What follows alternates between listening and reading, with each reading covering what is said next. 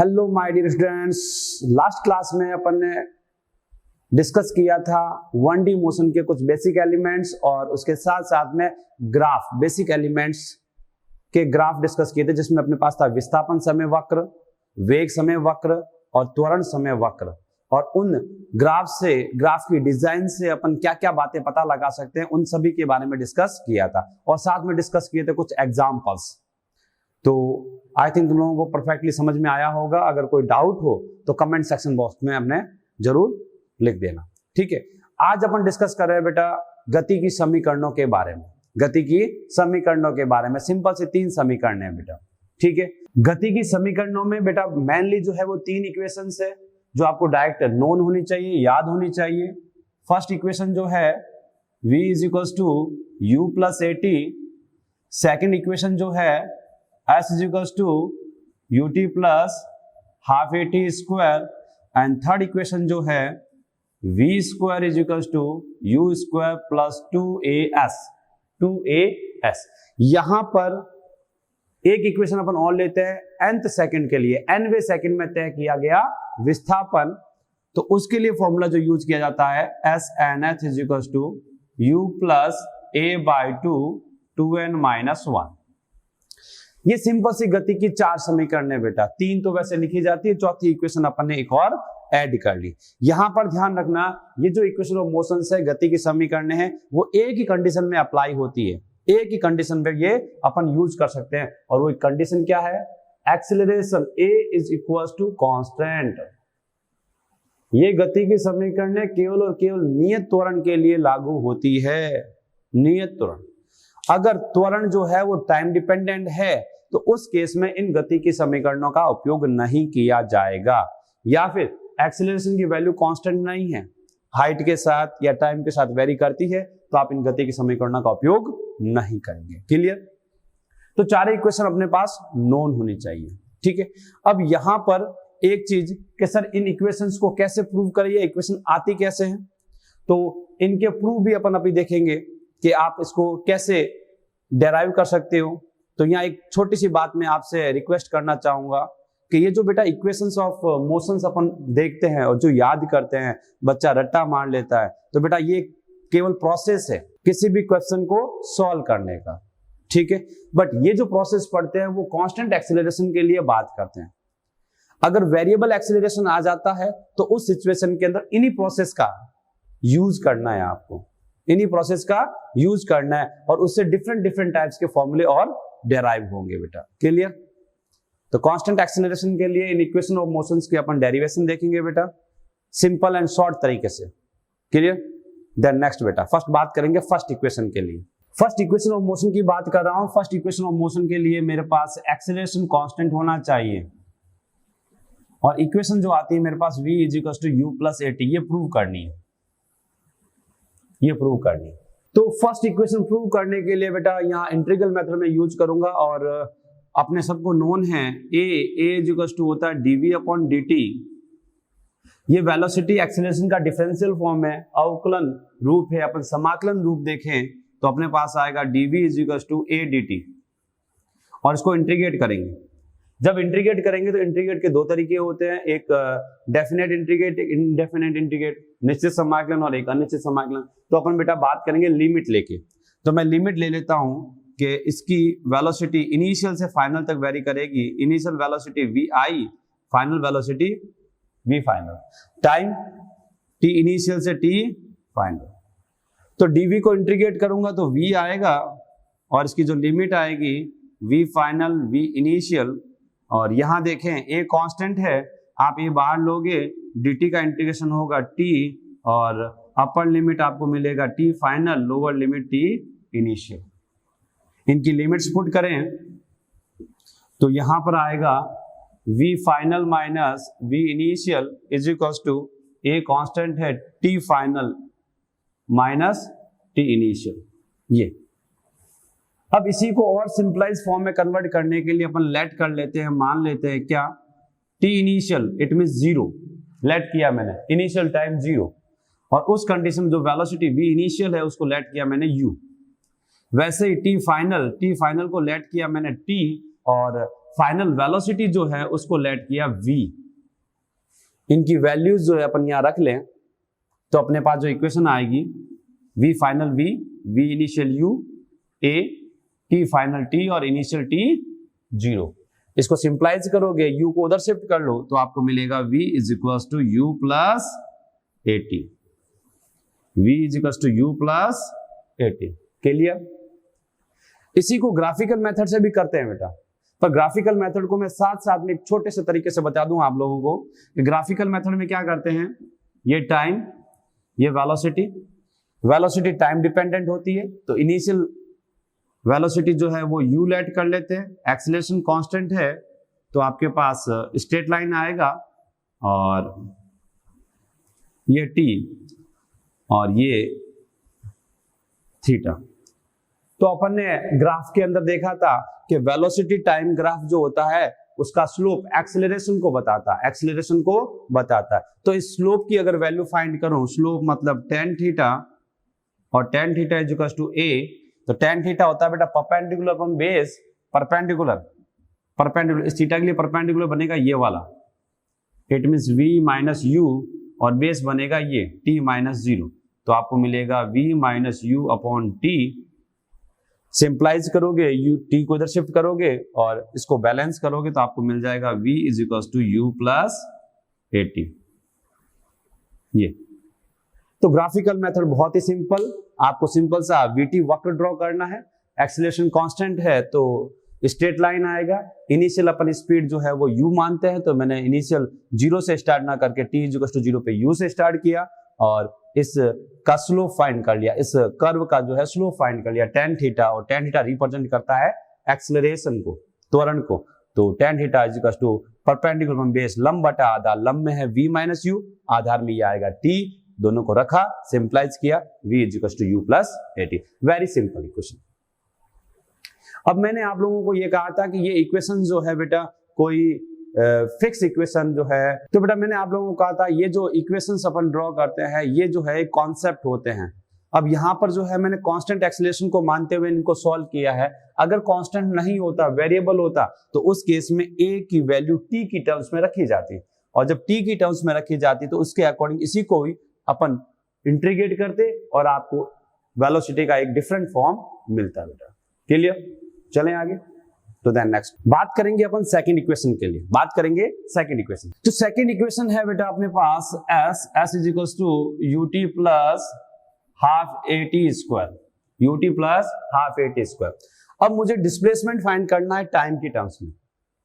तो डिस्प्लेसमेंट और वेलोसिटी के साथ जो रिलेशन है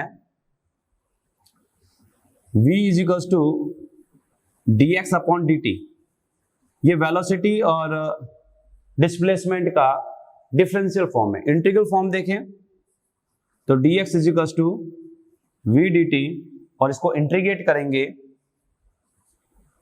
x initial to final, t initial to t final. अब यहां पर एक कंडीशन देखें कि पहले अपन ने यहां a dt था तो a को बाहर ले लिया था, बाहर पुट कर लिया था, बट यहां अगर देखा जाए तो यहां लिखा v dt, यहां जो v है velocity.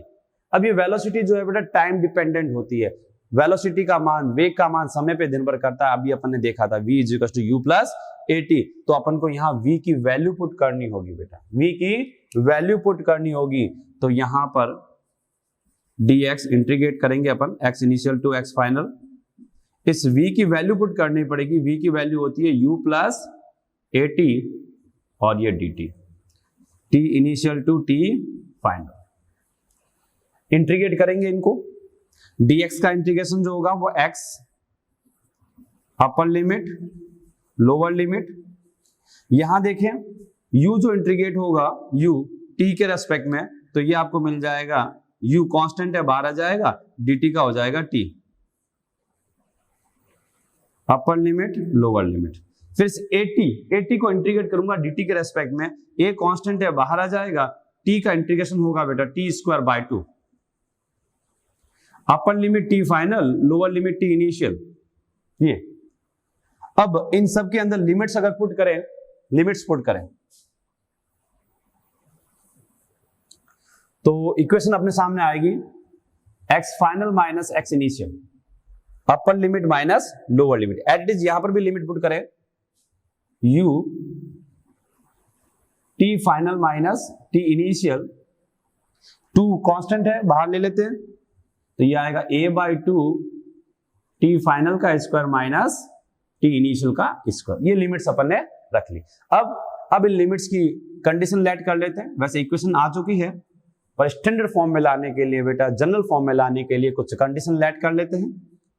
Suppose t initial is equal to 0, initial, जब इनिशियल की बात की मतलब t इज इक्वल टू 0, और इसी सिचुएशन पे मैं ये भी लेट करूंगा कि जो इनिशियल डिस्प्लेसमेंट है x इनिशियल वो क्या है 0, t फाइनल को लेट करता हूं t, then x final is let s।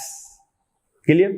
इनकी वैल्यूज रखें बेटा, तो x final s, initial 0, u, t final t initial जो है 0, plus a/2 t final t initial 0। Simplify करोगे तो आपको मिलेगा s is equal to ut plus half at square. ये सेकंड इक्वेशन। तो यहां पर मैंने पहले भी कहा था, जब कांस्टेंट एक्सेलरेशन होता है बेटा, कांस्टेंट एक्सेलरेशन होता है, a कांस्टेंट होता है तो वेलोसिटी डायरेक्टली प्रोपोर्शनल t आता है और displacement directly proportional t square आता है। लास्ट क्लास में डिस्कस किया था बेटा। तो यहां देख लो, अभी वेलोसिटी की इक्वेशन निकाली थी तो वो आया था v is equal to u plus at, it means v directly proportional t, और अब जो आ रहा है s directly proportional t square. कैसा t भी तो है? हाँ बेटा t है, बट अपन यहां पर रिलेशन देखते हैं मैक्सिमम पावर के साथ में, तो s directly proportional t square मिलेगा आपको। क्लियर? छोटा सा कॉन्सेप्ट है, छोटी सी बात है, पर दिमाग में होना चाहिए बेटा, क्योंकि ये छोटे छोटे कॉन्सेप्ट जो है आपके कई बड़े क्वेश्चन जो होते हैं वो विद इन सेकेंड्स में सॉल्व करवा देते हैं। क्लियर? नेक्स्ट थर्ड इक्वेशन की बात करें कि सर थर्ड इक्वेशन से पहले आप इसका भी ग्राफिकल मेथड से हमें बता दें बेटा। तो ग्राफिकल मेथड देखें इसका। ग्राफिकल मेथड में बेटा वही अपने पास एक सिंपल सा वेलोसिटी टाइम ग्राफ, ये सपोज वेलोसिटी और ये टाइम, वेलोसिटी टाइम ग्राफ इस प्रकार से, ये ठीक है, और ये कोई टाइम लेट कर लिया t। तो यहां से डिस्प्लेसमेंट फाइंड करना, डिस्प्लेसमेंट के लिए आपको मैंने कहा था वेलोसिटी टाइम कर्व और टाइम एक्सिस के मध्य वेग समय वक्र और समय अक्ष के मध्य जो भी एरिया होता है बेटा वो डिस्प्लेसमेंट को रिप्रेजेंट करता है। किसको? डिस्प्लेसमेंट को। तो बस आपको एरिया फाइंड करना है। क्या करना है? एरिया फाइंड करना। तो मैं सिंपल से फॉर्म में इसका एरिया फाइंड कर लेता हूं। अब चूंकि ये समलंब चतुर्भुज है तो समलंब चतुर्भुज का क्षेत्रफल जो होता है 1/2 समांतर भुजाएं, समांतर भुजाओं में एक तो आएगा इनिशियल वेलोसिटी v u और एक आएगा फाइनल वेलोसिटी u। तो ये लिख दिया मैंने v plus u multiply in दोनों पैरेलल लाइंस के बीच की दूरी, तो इसको मैंने लेट कर लिया t, तो ये t। इस v की वैल्यू पुट करनी होगी आपको, तो 1/2 v की वैल्यू u प्लस at, ये प्लस u और ये t। इस इक्वेशन को सिंप्लाइज करें, हाफ को अंदर लेके जाए और वहां से t को लेके आए, तो आपको मिलेगा क्या? ut/2 हाफ at स्क्वायर और ये वापस ut/2। इस हाफ और t दोनों को ही मैंने अंदर शिफ्ट किया, ut/2 इट मींस हाफ और हाफ 1 हो जाएगा, तो s इज इक्वल टू आ जाएगा ut और नेक्स्ट अपने पास ये है, ये हाफ at स्क्वायर। तो सेकंड इक्वेशन जो है अगर ग्राफिकल मेथड से चाहते हो तो सिंपल सा आपको जो वेलोसिटी टाइम कर्व दे रखा है बेटा, वेग समय वक्र दे रखा है, उस वेग समय वक्र और टाइम एक्स के मध्य जो भी क्षेत्रफल है उस क्षेत्रफल को आप ज्ञात कर लो। कैसा क्षेत्रफल ज्ञात करना है? हाँ क्षेत्रफल, और कुछ नहीं। और ये जो एरिया था बेटा वो समलंब चतुर्भुज का था, और समलंब चतुर्भुज का क्षेत्रफल होता है 1/2 समांतर भुजाओं का योग मल्टीप्लाई उन दोनों के समांतर भुजाओं के बीच की दूरी बेटा। क्लियर? चले आगे। देन नेक्स्ट बेटा थर्ड इक्वेशन की बात करेंगे, v square is equal to u square plus 2as। अब v square is equal to u square plus 2as लाने में बेटा एक छोटी सी समस्या आ रही है। अपने पास जो भी डिफरेंशियल या इंटीग्रल फॉर्मूले थे उसमें velocity time acceleration displacement time सब कुछ था। अब यहां देखा जाए तो वेलोसिटी है, एक्सीलरेशन है और डिस्प्लेसमेंट है बेटा, टाइम नहीं है। इट मींस थोड़ा सा मामला गड़बड़ है बेटा। तो क्या सर क्या करें, देखते हैं। एक्सीलरेशन की बात करें अपन, एक्सीलरेशन की जो इक्वेशन होती है ए इज इक्वल टू आप लिखते हैं dv upon dt, dv upon dt। यहां से मुझे टाइम को सेपरेट करना है, टाइम की मुझे रिक्वायरमेंट नहीं है, मुझे रिक्वायरमेंट है बेटा डिस्प्लेसमेंट की, s की। तो s को इंक्लूड करने के लिए, लाने के लिए मैं क्या करता हूं, dx से मल्टीप्लाई करता हूं, dx से डिवाइड करता हूं। क्लियर? अब यहां पर ये dx upon dt, dx upon dt क्या होता है, हाँ dx अपॉन dt v, तो ये हो जाएगा आपका v dv, dx upon dt v, ये dv, ये dx को शिफ्ट कर लो इधर, तो आप लिख लेना a dx। तो यहां देखो एक्सेलरेशन भी है, डिस्प्लेसमेंट भी है और वेलोसिटी भी है। क्लियर? अब करेंगे इसको इंटीग्रेट। जब इंटीग्रेट करेंगे तो वापस वही तरीका, एक्सेलरेशन तो कांस्टेंट है ना, तो इस x को वेरी कराऊंगा, x initial to x final, और वेलोसिटी जो है v initial to v final. Clear? Okay sir, एक कांस्टेंट है बाहर आ जाएगा, dx का इंटीग्रेशन होगा x, अपर लिमिट आप x फाइनल और lower limit x initial. Clear? v dv, v का dv के रेस्पेक्ट में जो इंटीग्रेशन होगा वो होगा v square by 2, upper limit v final, lower limit v initial. Clear? अब क्या करें, 2 को इधर शिफ्ट करो, 2 को इधर शिफ्ट करो, क्रॉस मल्टीप्लाई कर लो और लिमिट्स पुट कर लो। तो 2 को इधर शिफ्ट किया तो ये आ गया 2a upper limit x final minus x initial, upper limit minus lower limit. 2 इधर शिफ्ट हो चुका है, अपर लिमिट v फाइनल का स्क्वायर माइनस v इनिशियल का स्क्वायर। क्लियर? अब इनकी भी वही कंडीशन लेट कर लेंगे, let x initial is equals to 0, it means particle started from origin। बेटा कण जो होगा वो मूल बिंदु से स्टार्ट होगा, और उस सिचुएशन पे जो मैं उसकी वेलोसिटी भी लेट कर रहा हूं वो लेट कर रहा हूं u, इनिशियल वेग जो है वो u, और फाइनल डिस्प्लेसमेंट जो है वो s, और उसके करस्पॉन्डिंग जो वेलोसिटी है वो लेट कर लिया मैंने v। क्लियर? अब यहां इन सब की वैल्यूज जो अपने लेट की यहां इक्वेशन में पुट कर लेते हैं, तो अपने पास क्या आएगा 2a, फाइनल डिस्प्लेसमेंट अपन ने लेट किया s, इनिशियल डिस्प्लेसमेंट 0। आगे देखें, फाइनल वेलोसिटी अपने पास v है, तो v square, initial velocity u है, then u square. Clear? Arrange करें बेटा, सिंपलाइज नहीं करना, अरेंज करना। इस u स्क्वायर को इधर ले आओ, इधर ये 2as है, ये माइनस का, ये इधर आके प्लस का हो जाएगा, तो आपको मिलेगा v square is equal to u square plus 2as। Clear? चले आगे। तो ये अपनी third equation v square is equal to u square plus 2as। तो ये गति की 3 समीकरण अपन ने डिस्कस कर ली, किससे, इंटीग्रल मेथड से। क्या सर आप ग्राफिकल मेथड भी बता रहे थे साथ साथ में, फर्स्ट बता दिया, सेकंड बता दिया, 2 ही बनते हैं बेटा, कि थर्ड भी बताएं? तो बेटा ध्यान रखना, अगर आपको ग्राफिकल मेथड की बात करता है तो ग्राफिकल मेथड के अंदर अपन वेलोसिटी टाइम कर्व लेते हैं, और वेलोसिटी टाइम कर्व से 2 ही बातें अपन आइडेंटिफाई करते हैं, एक तो स्लोप जो tan थीटा था जो एक्सीलरेशन को बता रहा था, और सेकंड बेटा एरिया, वेलोसिटी टाइम कर्व और टाइम एक्सिस के मध्य जो एरिया होता है वो डिस्प्लेसमेंट को बताता है। तो कि थर्ड इक्वेशन कैसे लेके आते हैं, तो थर्ड इक्वेशन के लिए एक सिंपल सा मेथड यूज किया जाता है, वो भी देख लें। थर्ड इक्वेशन के लिए क्या करते हैं बेटा, फर्स्ट इक्वेशन को स्क्वायर करते हैं, फर्स्ट इक्वेशन का स्क्वायर करते हैं। फर्स्ट इक्वेशन क्या, v is equal to u plus at, इसका स्क्वायर करेंगे बेटा, स्क्वायर, ये इधर भी स्क्वायर और ये इधर भी स्क्वायर। जब स्क्वायर करेंगे तो अपन को मिलेगा v square is equal to a plus b के होल स्क्वायर से ओपन कर दो, तो a square plus b square plus 2ab मतलब uat,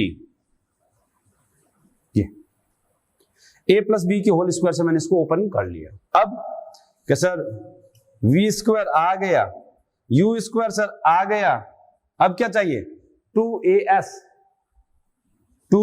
चाहिए। कैसे 2a यहां है यहां नहीं है, तो आप इस इक्वेशन में क्या करें, 2 से मल्टीप्लाई करें, 2 से डिवाइड करें, 2a कॉमन ले लें, 2a कॉमन लिया तो यहां रह जाएगा आपके पास में हाफ a t स्क्वायर, ये, और 2a कॉमन चला गया, रिमेनिंग रह गया यहाँ ut। और जो सेकंड इक्वेशन है बेटा इक्वेशन ऑफ मोशन की ut plus half a t square, उसको अपन कहते हैं s। क्या कहते हैं? s। तो अपने पास ये आ जाएगा क्या, v square is equal to u square plus और ये 2a और ये जो है s बन जाएगा ये। तो third equation of motion v square is equal to u square plus 2as बेटा, वो मैं फर्स्ट इक्वेशन को स्क्वायर करके डेराइव कर लिया बेटा। क्लियर? तो ये गति की 3 समीकरण है बेटा, गति की 3 समीकरण है, सटीक समीकरण है, केवल और केवल कांस्टेंट एक्सेलरेशन के लिए लगती है, ठीक है। और ये केवल और केवल आपको इसलिए करवाई जाती है कि आप किसी भी कंडीशन के लिए इस सिचुएशन को कंटिन्यू, जिस प्रोसेस से इसको मैंने प्रूव किया है वैसे उन पर भी अप्लाई कर सकें बेटा। क्लियर? चलें आगे। तो ये अपन ने इक्वेशन ऑफ मोशंस की जो है डेरिवेशन देख लिए। अब यही इक्वेशन ऑफ मोशन जो है वो अंडर ग्रेविटी भी यूज होती है बेटा, ठीक है। तो वो कैसे यूज होती है वो अब देखेंगे। तो बेटा जो गति की समीकरणों को अगर अपन अंडर ग्रेविटी देखना चाहें तो यहां ध्यान रखना, अपन एक्सेलरेशन जो है उस ए को रिप्लेस करते हैं बेटा जी से, ए को रिप्लेस करते हैं जी से। तो यहां एक छोटा सा डिस्कशन बेटा ध्यान रखना, यहां जो ग्रेविटेशनल एक्सेलरेशन है जी की वैल्यू अपन जो लेट करते हैं वो 9.8 मीटर पर सेकंड स्क्वायर, ये कांस्टेंट है या वेरिएबल? तो बेटा इसकी वैल्यू जो होती है वो वेरिएबल होती है, कांस्टेंट नहीं होती है। तो कैसे, जब ये जी वेरिएबल है तो अपन गति के समीकरणों को यूज नहीं कर सकते हैं। सही बात है बेटा, जब एक्सीलरेशन की वैल्यू कांस्टेंट नहीं होती तो अपन गति के समीकरणों का यूज नहीं करते हैं। तो ग्रेविटी के अंदर भी गति की समीकरणों का यूज नहीं किया जाता है या नहीं कर सकते हैं। बट कंडीशन क्या है कि ये जो जी है, जी ये अर्थ के नियर जो होता है वो अप्रॉक्स कांस्टेंट मान लिया जाता है। क्यों? क्योंकि सरफेस पे 9.8 या अप्रॉक्स कैलकुलेशन के लिए अपन 10 लेट कर लेते हैं, बट जैसे जैसे ऊपर जाते हैं, जैसे जैसे हाइट पे जाते हैं, वैसे वैसे इस ग्रेविटेशनल एक्सेलरेशन की वैल्यू जो होती है वो डिक्रीज होती है। ग्रेविटेशनल एक्सेलरेशन की वैल्यू क्या होती है? डिक्रीज होती है। तो कैसे डिक्रीज होगी तो कैसे लगाओगे? फिर भी लगाते हैं बेटा। क्यों लगाते हैं? क्योंकि अप्रॉक्स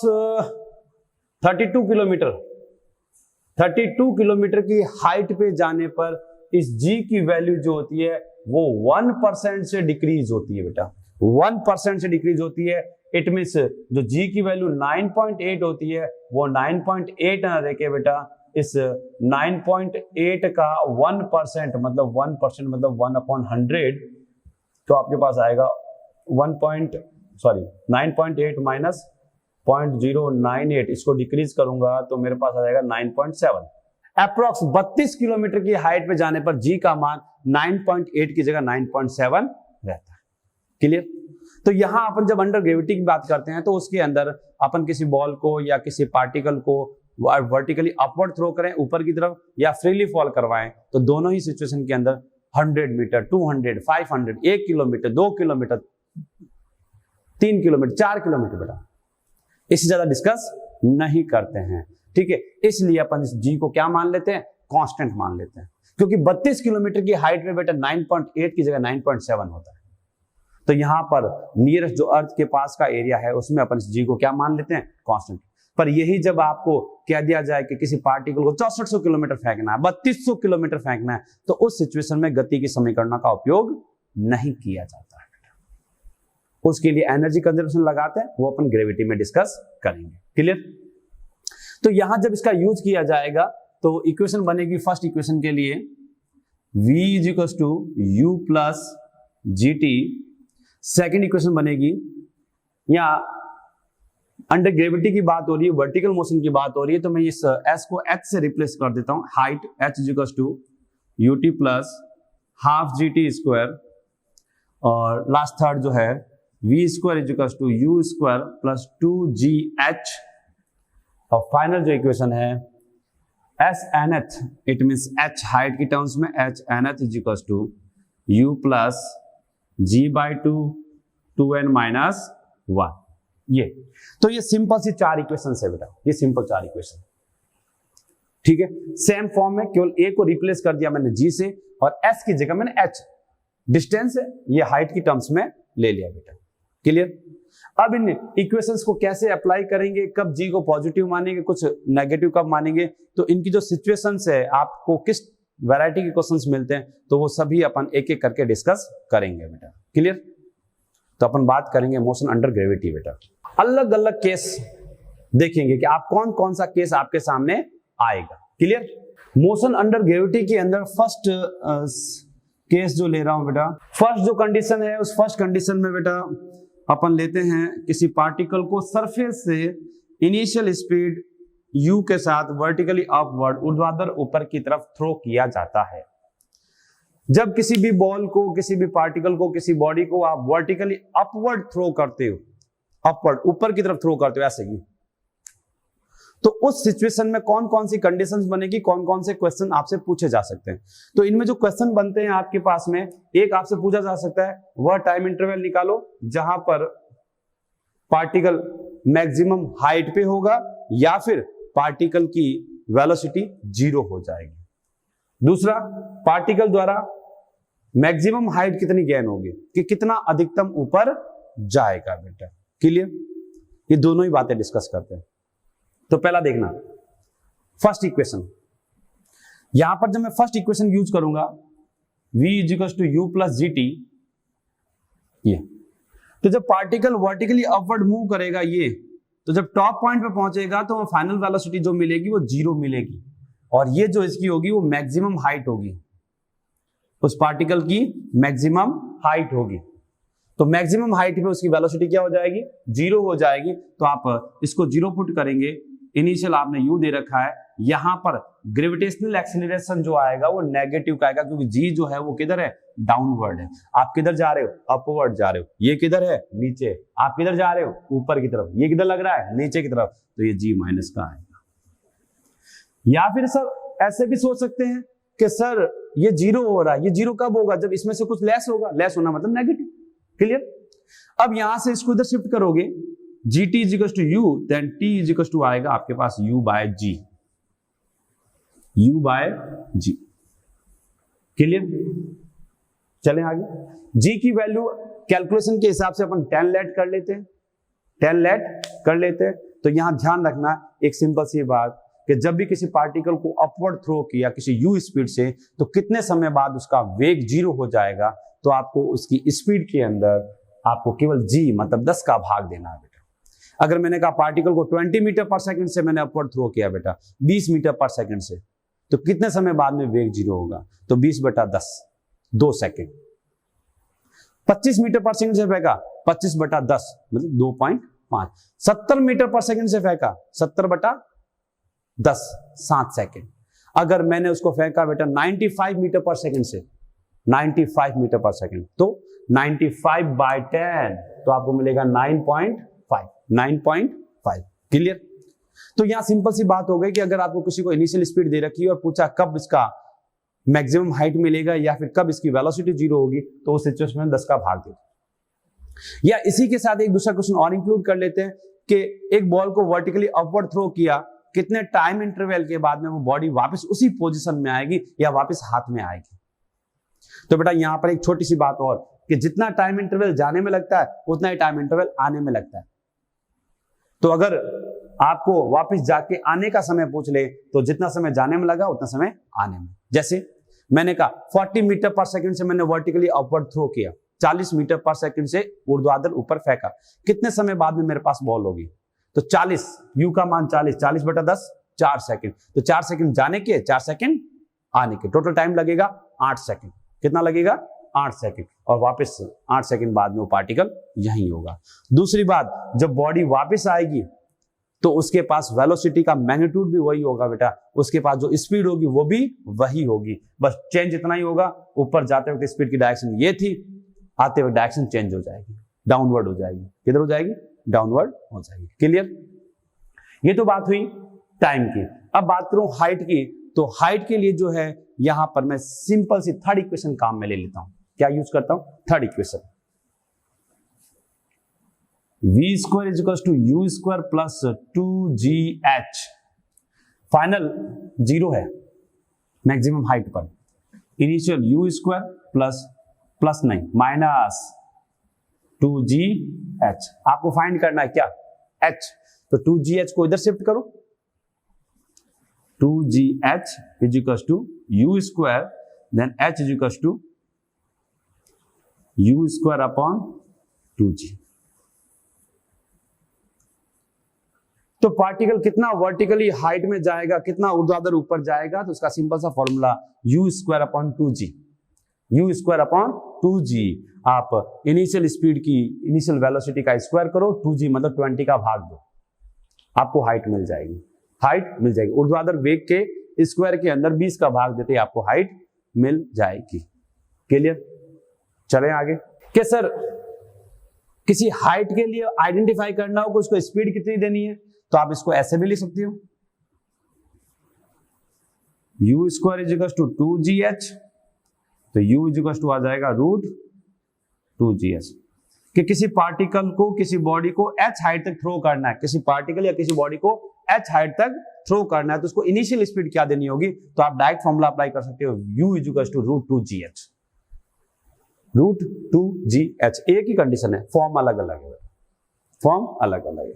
तो यहां पर ये जितने भी बॉक्स दिख रहे हैं बेटा, ये ऐसे बॉक्स है जिनको आप अगर थोड़ा सा भी दिमाग में सेट करते हो तो आपके क्वेश्चन जो होते हैं वो मिनट्स वाले सेकंड्स के अंदर कवर हो जाएंगे बेटा। ठीक है, तो मैंने फर्स्ट सिचुएशन देखी जब मैं किसी पार्टिकल को ग्राउंड सरफेस से वर्टिकली अपवर्ड थ्रो करता हूँ, ऊर्ध्वाधर ऊपर थ्रो करता हूँ, तो उस केस में g की वैल्यू नेगेटिव लेनी है। आपको टाइम, आपको हाइट या हाइट देके अगर इनिशियल वेलोसिटी पूछे तो आप आइडेंटिफाई कर सकते हैं। ये मेरा केस फर्स्ट। क्लियर? चले आगे। अब सेकंड केस के अंदर बेटा अपन इसी पार्टिकल को सरफेस से नहीं किसी हाइट से थ्रो करें, किसी हाइट से थ्रो करें बेटा, मीनार से। चलो नेक्स्ट। इसमें पार्टिकल को किसी h हाइट से अपवर्ड या डाउनवर्ड थ्रो किया जा सकता है। तो मैंने ये एक मीनार ले ली, इस मीनार की हाइट जो है वो लेट कर ली h, और यहां से पार्टिकल को जो है अलग अलग तरीके से फ्री किया जा सकता है। तो फर्स्ट ऑफ ऑल तो जो है इस पार्टिकल को यहां से फ्रीली फॉल करवाएंगे बेटा, मुक्त रूप से छोड़ेंगे बेटा, फ्रीली फॉल करवाएंगे। जब भी फ्रीली फॉल करवाते हैं, फ्रीली फॉल का मतलब ये वाली कंडीशन, आपके हाथ में था और आपने इसको क्या किया, जस्ट फ्री किया, फ्रीली फॉल। जब फ्रीली फॉल होता है उस कंडीशन में u की वैल्यू 0 लेट की जाती है। लेट क्या की जाती है? 0 होती है, 0 होती है बेटा। जब भी आप किसी बॉडी को फ्रीली फॉल करते हो तो उस केस के अंदर आपको ये क्या मिलेगा, क्या मिलेगा, इनिशियल स्पीड 0 मिलेगी, फ्रीली फॉल।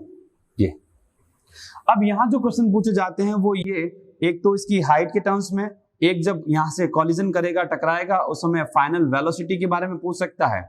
ठीक है, तो यहां जब मैं फर्स्ट इक्वेशन अप्लाई करता हूं बेटा, क्या फर्स्ट इक्वेशन, तो फर्स्ट इक्वेशन के लिए v is equal to u plus g t. तो यहां ध्यान देना, इनिशियल फ्रीली फॉल है तो इनिशियल वेलोसिटी 0 है। ठीक है, तो ये मैंने मान लिया 0। ठीक है, और ये हो गया जीटी। क्या sir sir sir sir sir एक मिनट, क्या एक मिनट, जी पॉजिटिव ले लिया सर, जी पॉजिटिव ले लिया, नेगेटिव लो बेटा। तो यहां पर एक सिंपल सी बात समझना, मैंने फ्रेम ऑफ रेफरेंस यहां मान लिया। ठीक है, वेलोसिटी भी डाउनवर्ड, जी भी डाउनवर्ड। ठीक है, और उसका वेलोसिटी कंटिन्यू इंक्रीज होगा। तो अगर इसको नेगेटिव लोगे तो इसको भी आपको नेगेटिव लेट करना पड़ेगा, नेगेटिव से नेगेटिव कैंसिल हो जाएगा। तो मैंने दोनों के क्या लेट कर लिया, पॉजिटिव लेट कर लिया। क्लियर? तो फर्स्ट ऑफ ऑल तो आपके पास में ये आ गया कि किसी भी पार्टिकल को वर्टिकली आप फ्रीली फॉल करवाते हो, ऊर्ध्वाधर मुक्त रूप से छोड़ते हो, तो उस समय में t समय पश्चात उसका वेग क्या होगा, तो v is equal to g t. Clear? g का मान 10 होता है। जैसे आपको कहा एक पार्टिकल को फ्री किया और पार्टिकल 4 सेकंड बाद में धरातल पे पहुंचता है, 4 सेकंड, तो t का मान हो गया 4, g का मान 10। तो इसका मतलब जब टकराएगा तो उसके पास स्पीड होगी 40 मीटर पर सेकंड। क्लियर? एक पार्टिकल को फ्रीली फॉल किया और वो 15 सेकंड बाद गिरता है बेटा, 15 सेकंड, 15 सेकंड, तो 15 × 10 150 मीटर पर सेकंड। क्लियर? तो मतलब जो भी आपको टाइम ऑफ फ्लाइट देता है, जो भी इसको यहां से यहां तक आने का समय देता है, उसको 10 से गुणा करोगे तो आपको फाइनल वेलोसिटी मिल जाएगी। क्लियर? या फिर हाइट के बारे में रिलेशन देखें तो अपन देखते हैं थर्ड इक्वेशन से कि सर सेकंड इक्वेशन से देख लो। सेकंड इक्वेशन जब लेते हैं s इज इक्वल टू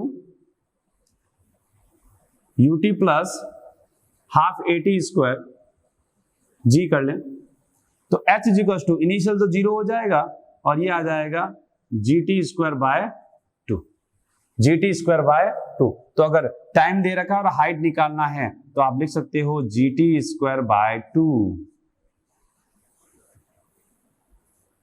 ये और यहीं से एक छोटी सी बात और, अगर आपको हाइट दे रखी है और टाइम पूछ लिया, हाइट दे रखी है और टाइम पूछ लिया तो आप इसी को इस फॉर्म में भी कन्वर्ट कर सकते हो, t is equal to root 2h by g. 2h, g को डाउनवर्ड भेजो, t स्क्वायर था रूट ले लिया। ये हाइट देके ग्राउंड तक पहुंचने का समय पूछ सकता है या फिर समय देकर हाइट पूछ सकता है। क्लियर? चलें आगे। थर्ड इक्वेशन जो है वो आपके लिए नोन थी, v square is equal to u square plus 2gh। ये 0 है आपके पास में तो v is equal to root 2gh, या फिर h is equal to v square upon 2g। Clear?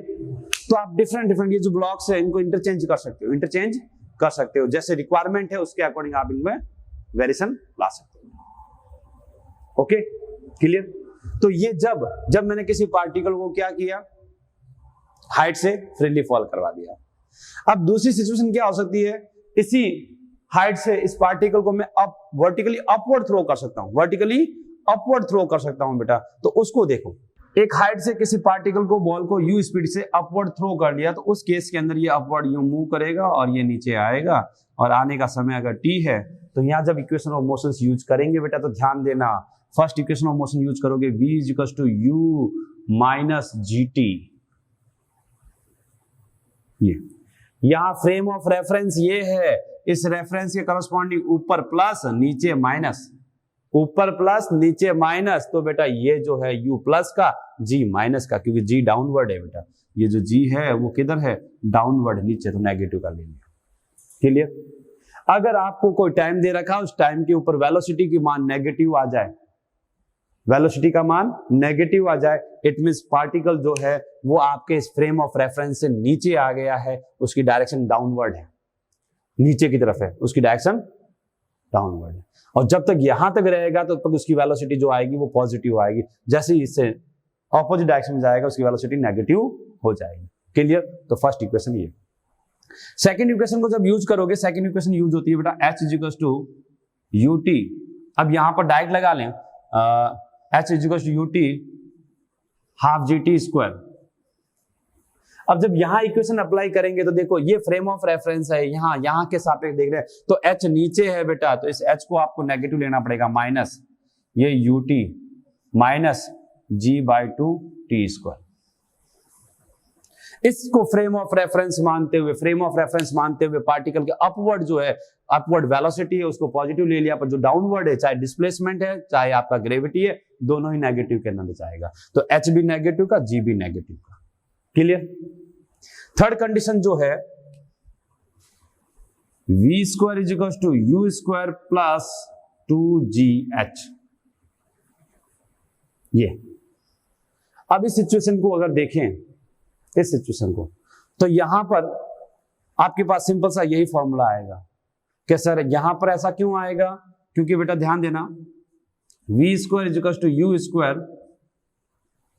Plus 2, g कैसा माइनस का, h कैसा माइनस का, माइनस माइनस प्लस हो जाएंगे, तो उस सिचुएशन के अंदर आपके पास जो इस हाइट के करस्पॉन्डिंग यहां जो वेलोसिटी आएगी उसके लिए फॉर्मूला बनेगा v square is equal to u square plus 2gh। Clear?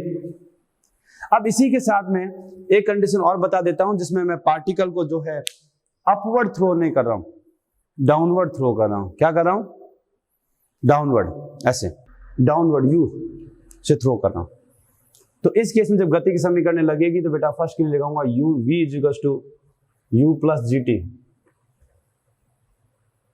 You भी नीचे जी भी नीचे, दोनों सेम डायरेक्शन में, इसलिए सेम ले लिया, ठीक है, क्योंकि वेलोसिटी भी नेगेटिव आएगा, ये भी नेगेटिव, नेगेटिव नेगेटिव नेगेटिव सब कॉमन आके कैंसिल आउट हो जाएगा। सेकंड देखिए h is equal to u t plus half g t square, इसको भी आप डायरेक्ट एड्रेस पुट कर लें, एच भी नेगेटिव लेते हो तो यू भी नेगेटिव होगा, जी भी नेगेटिव, सब कैंसिल होके ये आ जाएगा। Third v square is equal to u square plus 2gh। अगर सीधे आप डाउनवर्ड थ्रो करते हैं तो इनमें आप सिंपल से ये इक्वेशंस काम में ले लोगे, कोई दिक्कत नहीं आएगी, पर जब वर्टिकली अपवर्ड थ्रो करते हो तो उसमें आपको प्लस माइनस का थोड़ा सा ध्यान रखना होगा। तो ये कुछ सिंपल सी कंडीशंस है जो आपको ध्यान में रखनी है, ये ध्यान में रखोगे तो आपके साइन कन्वेंशन में किसी प्रकार की कोई गलती नहीं होगी, और अगर ध्यान नहीं रखा तो आपका कई बार फॉर्मूला सही, मेथड सही, केवल प्लस माइनस के कारण मामला गड़बड़ हो सकता है बेटा। क्लियर, चलें आगे। तो नेक्स्ट अब देखेंगे इसके ऊपर अंडर ग्रेविटी कुछ एग्जांपल्स बेटा, एग्जांपल्स, बिना एग्जांपल्स फिजिक्स में मजा ही नहीं है। नेक्स्ट जो अपन एक एग्जांपल ले रहे हैं बेटा, जो आपके सामने सिंपल से लिखा हुआ है, बहुत अच्छा कॉन्सेप्ट भी है, वो बहुत से बड़े बड़े क्वेश्चन जो होता है वो विद इन मिनट्स में वो सॉल्व करवा लेता है बेटा। तो जैसे मैंने कहा कि किसी बॉडी को मुक्त रूप से छोड़ने पर, किसी बॉडी को मुक्त रूप से छोड़ने पर आपको उसके first second, second second, third second, fourth second, fifth second, six second में तय दूरियों का मान व उनका अनुपात निकालना, तय दूरियां व उनके अनुपात ज्ञात करना बेटा। बहुत ही अच्छा कॉन्सेप्ट है बेटा, बहुत ही अच्छा कॉन्सेप्ट है, समझने की कोशिश करना। जैसे आपके पास ये कोई भी मीनार है, इस मीनार से आपने क्या किया, किसी पार्टिकल को फ्रीली फॉल करवा दिया, इट मींस इनिशियल वेलोसिटी क्या ले ली आपने, उसकी 0 ले ली, और पार्टिकल को फ्रीली फॉल करवाया। पार्टिकल ने पहले फर्स्ट सेकंड में डिस्टेंस ट्रेवल की, सपोज h1, फिर सेकंड सेकंड में डिस्प्लेसमेंट में जो उसने हाइट ट्रेवल की वो सपोज h2, थर्ड सेकंड में h3, फोर्थ सेकंड में h4, फिफ्थ सेकंड में h5, है ना।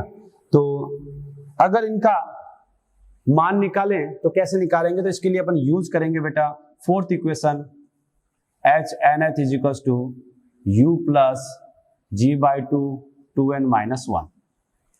तो इन सभी सिचुएशन के लिए बेटा ध्यान रखना, इन सभी सिचुएशन के लिए जो इनिशियल वेलोसिटी है u है, उस u की वैल्यू है 0, u की वैल्यू है 0। तो मैं बात कर रहा हूं h1 के लिए, तो h1 के लिए u हो गया 0, g की वैल्यू 10/2 और n की वैल्यू क्या है 1, n की वैल्यू क्या है 1, तो 2 × 1 माइनस 1।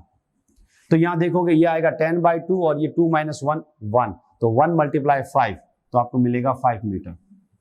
5 मीटर इट मीन जब भी किसी पार्टिकल को फ्रीली फॉल करवाते हो तो वो अपने फर्स्ट सेकंड में 5 मीटर की डिस्टेंस ट्रेवल कर चुका होता है या कर लेता है। नेक्स्ट सेकंड सेकंड में कहेंगे, सेकंड सेकंड में वो कितना हाइट ट्रेवल करता है बेटा, तो उसके लिए h2 is equal to 0 plus 10/2, 5 direct लिख देता हूं, 2 × 2 माइनस 1, n की वैल्यू कितनी हो गई 2 हो गई बेटा। तो 4 - 1 3 5 जा 15 15 मीटर। इट मींस पार्टिकल अपने सेकंड के अंदर 15 मीटर की डिस्टेंस जो है वो ट्रेवल करता है बेटा। नेक्स्ट h3 की बात करें तो h3 के अंदर 0 + 5 2 × 3 माइनस 1, 6 - 1 5, 5 × 5 25 मीटर। फोर्थ के लिए बात करूं बेटा h4, तो h4 के लिए आएगा 0 + 5 2 × 4 माइनस 1, 2 × 4 मतलब 8, 8 - 1 मतलब 7, 7 × 5 it means 35 metre. And next h5 की बात करूं तो मेरे पास आएगा 0 + 5 2 × 5 माइनस 1, इट मींस 10 - 1 9, 9 × 5 45। अगर h6 लेता हूं तो वो आ जाएगा 55, h7 लेता हूं तो वो आ जाएगा 65। ठीक है, तो यहां पर देखो जो आपके पास डिस्टेंस आई है कि जब किसी पार्टिकल को फ्रीली फॉल करवाते हो h हाइट से, तो अपने प्रथम सेकंड के अंदर 5 मीटर, नेक्स्ट दूसरे सेकंड में 15 मीटर, तीसरे सेकंड में 25, चौथे में 35, पांचवें में 45, छठे सेकंड में 55, सातवें में 65 मीटर डिस्टेंस ट्रेवल करेगा। क्लियर? ठीक। अब इनको दूरियां तो आ गई, अनुपात भी पूछा है। अब इनका अनुपात अगर फाइंड करते हो, फाइंड करना है अनुपात, तो H1 raise to H2 raise to H3 raise to H4 raise to and so on. तो ये 5, 15, 25, 35, 45, 55, तो ऐसे अनुपात आएगा 1 अनुपात 3 अनुपात 5 अनुपात 7 अनुपात 9 अनुपात 11 अनुपात 13 अनुपात 15 अनुपात, इस टाइप से। तो किसी भी पार्टिकल को फ्रीली फॉल करवाते हो तो वो अपने नियत समय अंतराल में, बेटा यहां पर मैंने 1-1 सेकंड का ले रखा है, जिसमें ये रेशियो आया, ये डिस्टेंस आई। पर अगर कांस्टेंट टाइम इंटरवल की बात करें कि कोई भी कण नियत त्वरण से गति कर रहा है, तो समान समय अंतरालों में तय की गई दूरियों का अनुपात जो होता है वो 1 अनुपात 3 अनुपात 5 अनुपात 7 अनुपात 9 होता है। कि सर 1-1 सेकंड में या फिर समान समय अंतराल? बेटा अगर आप 2-2 सेकंड का भी टाइम डिफरेंस लेते तो अभी आपको अनुपात यही मिलते, 3-3 सेकंड का लेते तो अभी यही बनते। कैसा नहीं बनते? तो चेक करो। जैसे मैंने 2 सेकंड ले लिया होता, तो फर्स्ट 2 सेकंड में वो चलता है 20, नेक्स्ट 2 सेकंड में चलता है कितना 60, और नेक्स्ट 2 सेकंड में चलता है कितना 100। तो यहां अगर रेशियो देखते तो भी रेशियो आता क्या 1:3:5। क्या नहीं सर 3 सेकंड का देखो? अरे बेटा 3 का क्या 4 का देख लो बेटा, आपको रेशियो यही मिलेगा 1:3:5। टाइम इंटरवल कांस्टेंट होना चाहिए। अगर ये भी कह दे कि एक पार्टिकल को फ्रीली फॉल किया और उस फ्रीली फॉल के अंदर पहले हाफ टाइम के अंदर बेटा उसने H1 ट्रेवल की और नेक्स्ट हाफ टाइम के अंदर H2 ट्रेवल की, तो उसका अनुपात क्या होगा? तो अभी 1:3 आएगा। पहले 10 सेकंड में H1, अगले 10 सेकंड में H2, तो अनुपात क्या आएगा? तो अभी 1:3 आएगा। क्लियर? चलें आगे। तो बेटा नेक्स्ट मिलते हैं अपन नेक्स्ट क्लास के अंदर, जिसके अंदर अंडर ग्रेविटी अपन बहुत से और एग्जाम्पल करने वाले हैं। ठीक है, तो आप मेरे साथ जुड़े रहें और अपने फिजिक्स के कॉन्सेप्ट क्लियर करें बेटा। क्लियर? तो नेक्स्ट मिलते हैं अपन नेक्स्ट क्लास में कल। Okay, all the best.